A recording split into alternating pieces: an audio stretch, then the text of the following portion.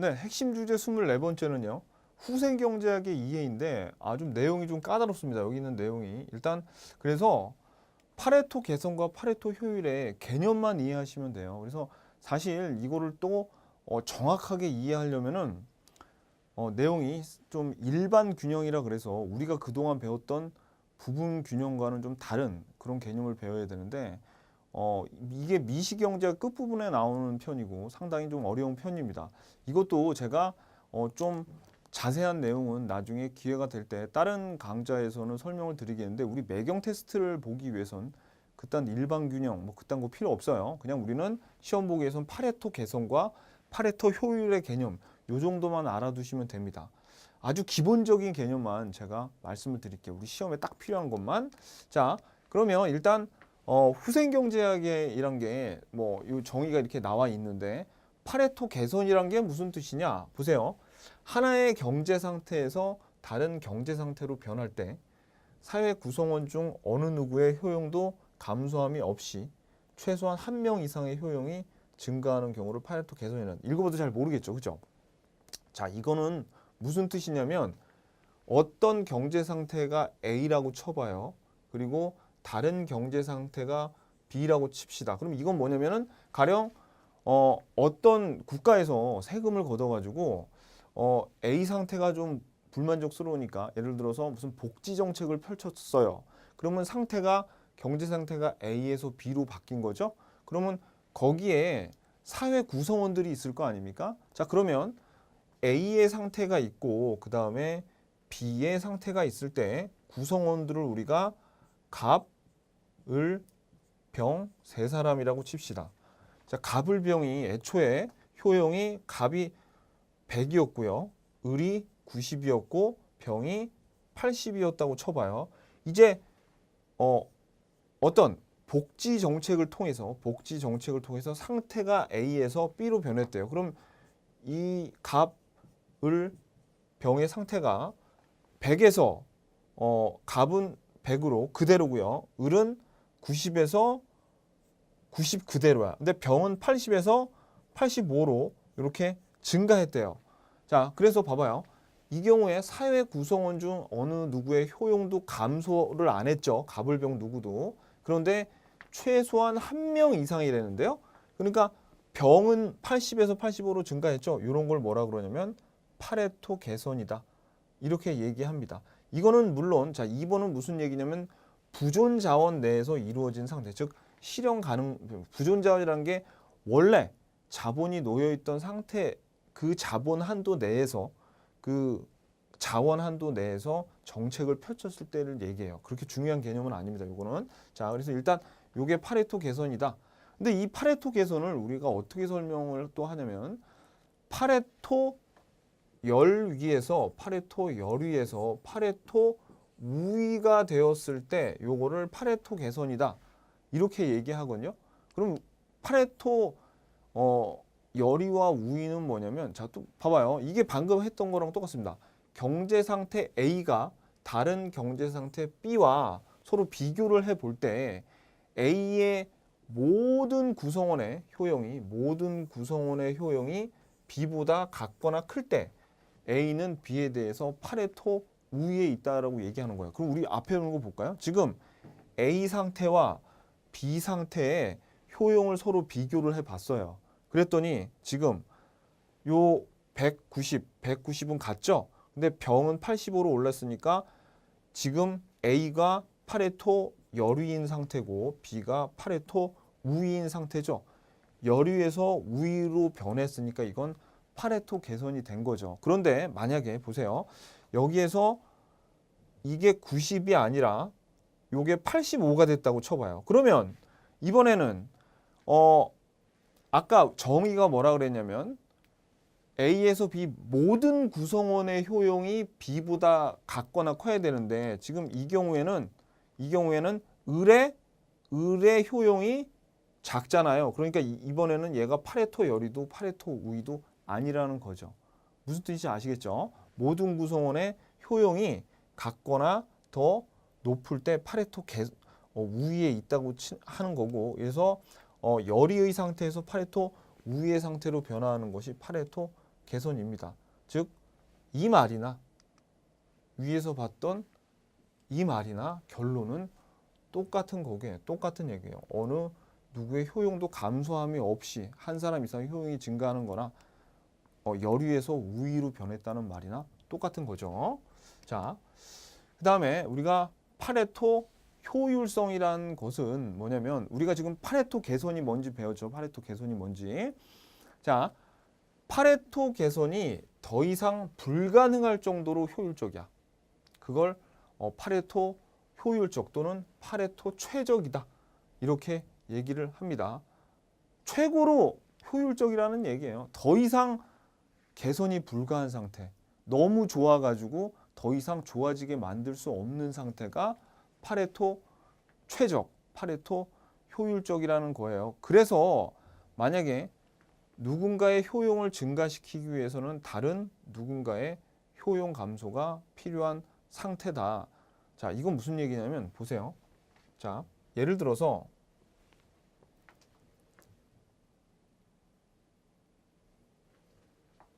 자, 간단하게 여기 사람이 또 갑을병이 있었어요. 갑을병이 있는데 요 집에 얘 삼형제예요, 삼형제. 근데 얘 아버지가 계셔요. 아버지가 계셔가지고 요 아버지가 사과를 10개를 가지고 있었단 말이에요. 그럼 이제 지금 갑을병의 상태가 처음에 얘네들한테 두 개를 나눠주는 게 이게 최초의 상태 A예요. 근데 두 번째 상태는 뭐냐면 이 아버지가 사과 10개가 있는데 이 중에서 하나를 갑한테 줬어. 그럼 이거는 상태 B는 갑이 3개, 2개, 2개 이렇게 되는 거죠. 이거 지금 파레토 개선이에요, 아니에요? 파레토 개선이죠. 왜? 두 사람의 효용은 변화가 없는데, 그죠? 같거나 모든 구성원의 효용이 같거나 이게 크잖아. 그러니까 여기에서 열위에서 우위로 갔잖아요. 열위에서 우위로 갔어요. 그러니까 이건 파레토 개선이 된 거야. 근데 만약에 이번엔 이렇게 줄게요. 자, 그러면 이번에는 B에서 C 상태로 변한 거는 이 아버지가 4개, 3개, 3개 이렇게 줬어요. 그러면 지금 어떻게 되냐면 4개, 3개, 3개가 됐죠? 그러면 사과 10개를 다 나눠 주셨네. 그죠? 지금 B에서 C로 간 것도 파레토 개선이 됐죠? 그러면 이제 이 상태는 어떻게 돼요? 자기가 가지고 있는 자원을 다 써가지고 최고의 파레토 효율 상태가 된 거예요. 예컨대 여기에서 상태를 바꿔봤자 3, 4, 4 이렇게 바꿔야 되죠. 그럼 어떻게 돼요? 자, 지금 이게 파레토 효율이기 때문에 한 사람의 효용이 줄어들어야지 다른 사람의 효용이 늘어날 수밖에 없죠. 왜? 사과는 10개밖에 없으니까. 그죠? 이런 상태가 그래서 뭐냐면 파레토 효율이라는 거예요. 즉 누구의 효용을 증가시키기 위해서 다른 누군가의 효용 감소가 필요한 상태가 파레토 효율인데 정말 어렵죠. 그죠? 아니 어려운 게 개념은 쉬운데 얘네들이 말을 이렇게 어렵게 만들어냈을 뿐이에요. 지금 최고의 상태라니까요. 최고의 상태에서 괜히 건드리지 마. 괜히 건드려가지고 이거를 사과를 하나 뺏어서 다른 사람한테 주면은 이 사람이 슬퍼질 거 아니야. 그죠? 이거를 얘기하는 거거든요. 또 다른 예를 들어볼까요? 자, 우리가 이 파레토 개선이란 건 뭔가 안 좋기 때문에 개선이 필요한 거예요. 근데 최고로 효율적이라면 개선이 필요 없겠죠. 예를 들어서 어떤 여자분이 성형외과에 갔어요. 성형외과에 가서 저기요, 저를 어디 좀 고치면 좋을까요? 라고 했을 때 의사 선생님이 저기 선생님 의사가 그 환자분한테 저기요, 당신은 충분히 예쁘니까 더 이상 고칠 필요 없어요 라는 게 더 좋아요? 아니면 저기 코만 조금 좀 높이면 좋겠는데 이러는 게 더 좋아? 그치? 당신은 고칠 데가 없어요 하는 게 좋죠. 그게 파레토 효율. 당신의 얼굴은 파레토 효율적으로 완벽하다는 얘기야. 근데 코만 조금 높이면 예뻐지겠다는 것은 파레토 개선이 필요하다는 얘기죠. 그러니까 아직 파레토 효율적이지 않다는 얘기예요. 내용이 좀 비유가 약간 좀 이상했는데 가장 제가 보기엔 가장 적절한 것 같아요. 자, 아무튼 그런 얘기예요. 그러니까 다른 누군가의 효용을 증가시키기 위해서는 다른 누군가의 효용을 감소가 필요한 상태예요. 더 이상 건드리면 안 돼. 그죠? 그래서 우리가 보통 요 앞에 어떤 얘기가 나왔냐면 완전 경쟁 시장이면 효율적이라는 등 막 제가 그런 얘기를 했었죠. 자원이 효율적으로 배분돼 있다. 그게 다 뭐냐면 파레토 효율입니다. 제가 근데 앞에서 이런 얘기도 안 하고 완전 경쟁적 시장에서는 파레토 효율적이에요. 이러면 다들 놀라서 자빠졌을 거 아닙니까? 그래서 제가 그냥 보통 효율적이라고 얘기해요. 굳이 파레토라는 말을 안 붙여도 효율적이라고 하면 파레토 효율을 얘기하는구나. 이걸 보시면 됩니다. 최적의 상태라는 거예요. 네, 그러면 이 후생을 평가할 때 기준은 크게 뭐가 있냐면 두 개가 있습니다. 이 자원 배분의 효율성과 그 다음에 공평성이 있는 거죠. 자, 보세요. 자원 배분이 효율성은 가지고 있는 자원 가지고 얼마나 많이 만들었냐를 따지는 겁니다. 그러니까 자원 가지고 너 얼마나 만들었어? 그래서 세 가지고 뭐 몇 개인지 더 많이 만들면 되는 거죠. 근데 분배의 공평성은 뭐냐면요. 이게 사회 구성원들 사이에 공평하게 분배가 되었느냐? 이런 거예요. 그러면 예를 들어서 어떤 10사람이 있는데 뭐 떡을 100개를 만들었다고 칩시다. 그러면 이거를 공평하게 분배하려면 그 떡을 100개 만들 때의 기여도에 따라서 분배하는 게 옳겠느냐? 아니면 10사람 중에 한 사람은 되게 몸이 약해. 한 두 사람은 되게 몸이 약하단 말이에요. 그럼 약해요. 그러면 우리 사회적인 약자가 있으니까 사회적 약자에게 조금 더 분배하는 게 좋지 않겠냐? 둘 중에 어느 게 맞는 것 같아요, 여러분들은? 그렇죠. 사람에 따라서 다르죠. 그래서 가치 판단의 견해가 서로 다르단 말이에요. 그래서 공평성은 우리 경제학에서는 일치시키기가 굉장히 어려워. 그래서 우리가 나중에 사회후생함수라는 거를 기준으로 하는데 이거 중요한 거 아닙니다. 이 중요한 건 뭐냐면 공평성은 그래서 결론은 따지기가 어렵다는 거예요. 그래서 우리 경제학에서는 주로 뭘 가지고 따지냐면 요 효율성을 가지고 따진다는 얘기죠. 왜?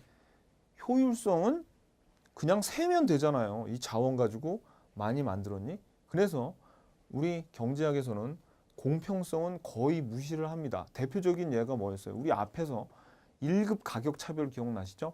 1급 가격 차별에서는 소비자 잉여는 제로였는데 생산자가 소비자 잉여를 다 뺏어가잖아요.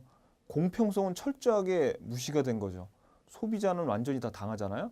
대신 완전 경쟁 시장만큼 생산량이 나오니까 효율적이라고 평가를 받았었어요. 그러니까 공평성은 굉장히 형평성이라고 하는데 굉장히 무시가 되는 거죠. 그죠? 그래서 요거.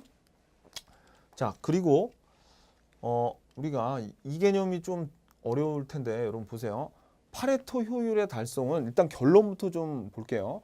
파레토 효율은 언제 달성되냐면 소비의 파레토 효율이라는 게 있고요. 그 다음에 생산의 파레토 효율이라는 게 있어요. 그래서 이 생산과 소비가 모두 파레토 효율이 달성이 돼 가지고 어떤 변화, 파레토 개선이 더 이상 필요가 없는 것을 우리가 종합적 파레토 효율성이라고 합니다. 이 두 개를 다 소비와 생산을 다 이 만족을 하는 것. 자, 그러면 한번 볼게요. 소비의 파레토 효율이라는 것은 뭐냐면 어떤 한 개인의 효용을 감소시키지 않고서 이거 앞에서 본 거네. 그죠? 감소시키지 않았대요.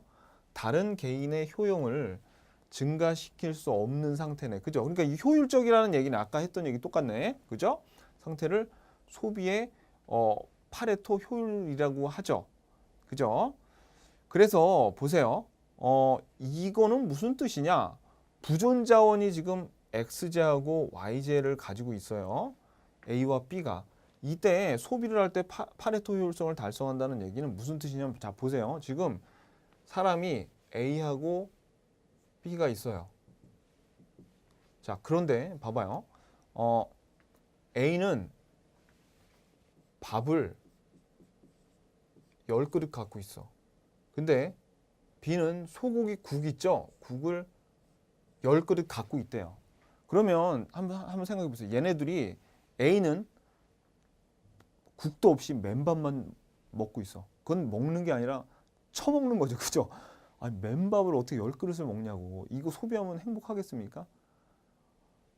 소비를 안 하는 것보다는 행복하겠지만, 왜냐면 굶지는 않으니까 별로 효용이 높지 않다는 게 느껴지죠. B는 국만 먹는데요. 국만 10그릇 먹어. 얘도 별로 행복하지 않겠죠. 그죠? 뭔가 씹어 먹을 게 있어야 되는데 계속 국만 마시잖아요. 그래서 자, 파레토 효율이 달성이 이게 안 된 상태인데, 그럼 이렇게 한번 해보자고요. 어떻게 하냐면 A와 B가 5개씩 서로 교환을 하는 거야. 소비를 교환을 해서 밥 5개, 국 5그릇. 그러니까 밥 5그릇, 국 5그릇, 밥 5그릇, 국 5그릇 이런 식으로 소비를 하게 되면, 그렇게 되면 어떻게 되겠어요? 효용이 증가하겠죠. 개선이 됐지, 그지? 그러니까 얘네들이 가지고 있던 밥 10그릇, 국 10그릇 이렇게 소비를 했을 때보다 5그릇, 5그릇씩 짝을 맞춰서 골고루 소비하는 게 효용이 가장 높을 겁니다. 보기에 파레토 효율이 달성된 것 같지 않아요? 그래서 이게 마음에 안 든다고 밥 6, 국 4, 국 4그릇, 밥 6그릇 이렇게 먹으면 어떻게 되겠어요? 그죠?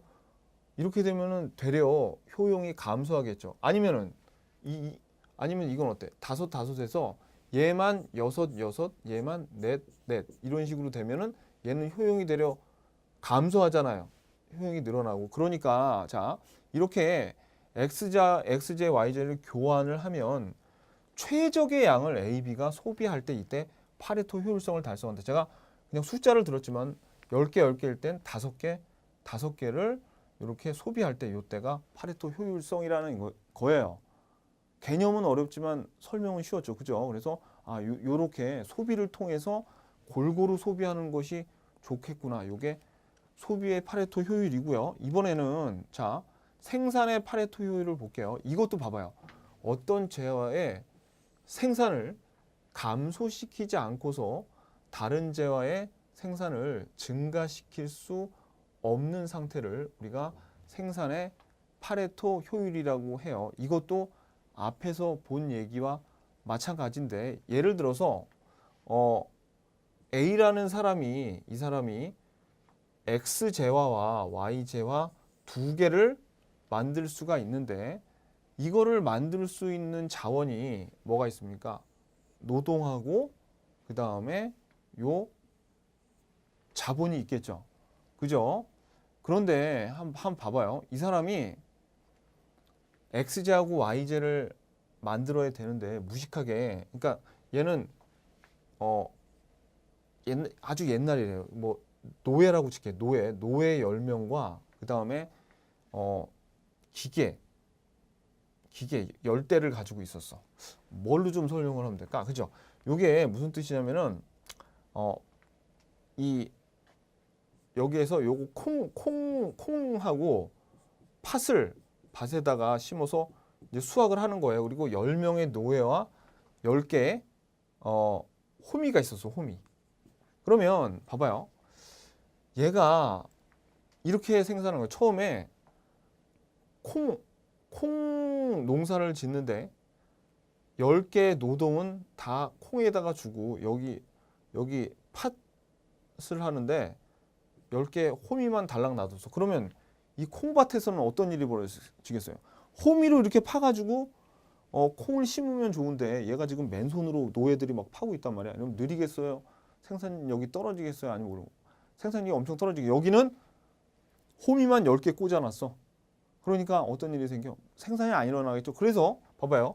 이런 상태에서 지금 가지고 있는 자원은 10개인데 여기에서 콩에다가 예컨대 8명의 인부와 2개의 호미를 주고, 그 다음에 여기는 2명의 인부와 그 다음에 8명의 노예를 서로 이렇게 바꿔치기를 한 거죠. 아니지. 뭐 아무튼 여기서 여기는 노예 8명, 호미 2개, 여기는 호미 2개, 노예 8명 갔어요. 그러니까 그래도 2명은 호미를 가지고 막 생산을 하니까 아까보다는 생산력이 올랐을 거 아닙니까? 그럼 이게 다예요? 파레토 개선이 그렇죠. 가장 최적의 조합은 역시 5명의 노예에겐 5개의 호미를 5개의 노예에게 5개의 호미를 주는 게 가장 효율적이겠죠. 그죠? 그래서 이 부존 자원을 있잖아요. 자, 한재와의 생산을 이때가 예를 들어서 콩과 팥이 가장 생산이 많이 될 겁니다. 그래서 어떤 생산을 예를 들어서 6, 4, 4로 늘리게 되면 이렇게 되면은 콩 생산량은 늘리겠지만 팥 생산량은 감소하게 되겠죠.